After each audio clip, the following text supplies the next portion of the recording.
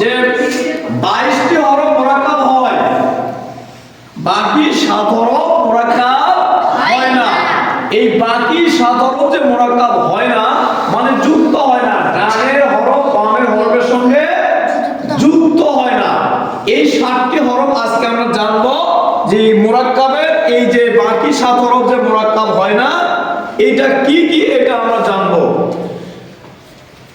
এখন আমি তোমাদেরকে এই বাকি 7 হরফ বোঝাবো। বাকি 7 হরফ মুরাক্কাব হয় না, দাল জাল র জা ওয়াও হামজা আলিফ, দাল জাল র জা ওয়াও হামজা আলিফ।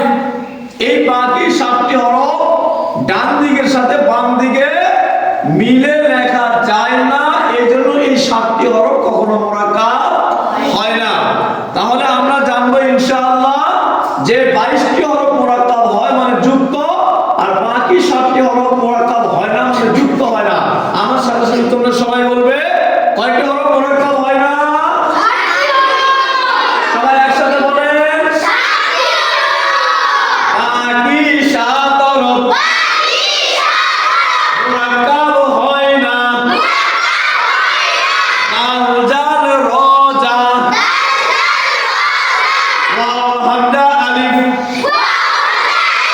দাল জাল র জা ওয়াও হামজা আলিফ। আরবি মোট 35টি হরফের মধ্যে 22টি হরফ মুরাক্কাব হয়, বাকি 7 হরফ কি কি?